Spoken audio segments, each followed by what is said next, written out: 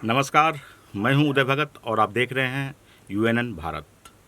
आज लंबे अरसे के बाद मैं वीडियो बना रहा हूं और उसकी वजह क्या है, जानने से पहले मैं आपको एक वॉइस नोट सुनाता हूं। नमस्कार उदय भैया। अरे पता चला कि रितेश पांडे ने स्वराज ज्वाइन कर लिया। यह अकेला वॉइस नोट नहीं है, 1 घंटे से लगातार फ़ोन आ रहे हैं, लगातार मैसेज आ रहे हैं। सच है क्या? हालांकि मैंने जनसुराज के पेज को अपने जिसमें लिखा है रितेश पांडे ने ज्वाइन किया जनसुराज, उसको मैंने शेयर किया फेसबुक पे। उसके बाद से कई सारे फ़ोन आए मुझे, तो सोचा चलो वीडियो बनाया जाता है। वजह क्या है? आखिर एक भाजपाई, जी हाँ भाजपाई, भाजपा के भावी उम्मीदवार अचानक से जन स्वराज में शामिल हो गए। आप सबको पता है पिछले 6 महीने से नहीं, 1 साल से रितेश पांडे काफ़ी मेहनत कर रहे थे अपने क्षेत्र भभुआ में। सप्ताह में 1 दिन तो जाते ही जाते थे, शूटिंग छोड़ के जाते थे, लोगों से मिलना जुलना, बातें करना, मतलब एक तरह से उनका जनसंपर्क अभियान जोरों से चल रहा था। सबको पता था कि भाजपा की टिकट चुनाव मिलने वाला है, लड़ेंगे वो, उनको टिकट मिलने वाला है। और वहाँ के लोग भी इस बात को अच्छी तरह से जानते थे कि उनको टिकट मिल रहा है।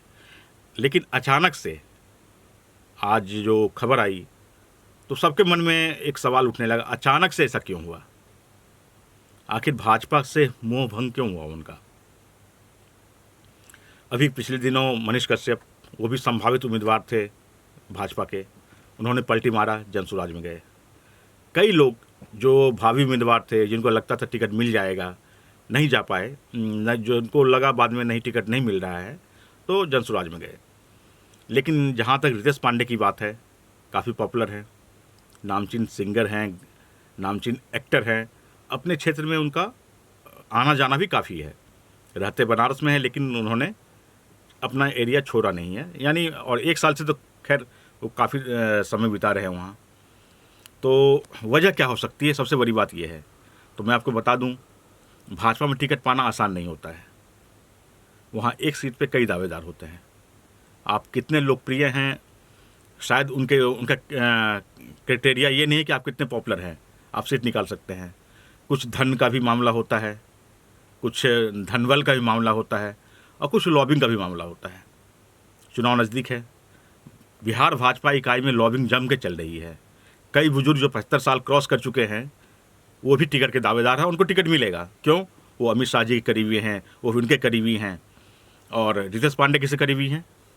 भोजपुरी के, कह लें तो कहीं कुछ हद तक मनोज तिवारी जी के करीबी हैं, कुछ हद तक रवि किशन जी के करीबी हैं, लेकिन उनको करीबी माना जाता है मनोज तिवारी जी के।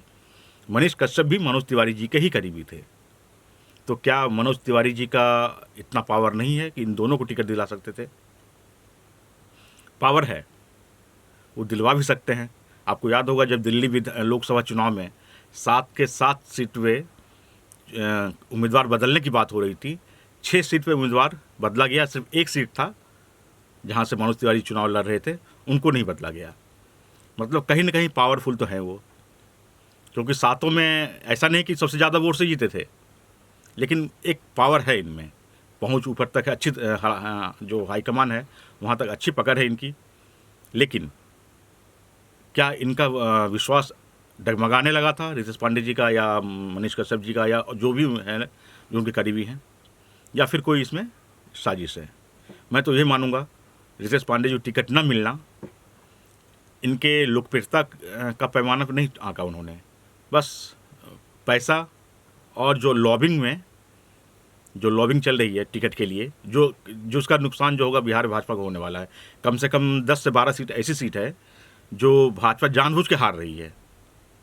अगर भभुआ से टिकट मिल जाता इनको तो एक सीट कंफर्म था। मनीष तिवारी निर्दलीय 22,000 वोट लाए थे।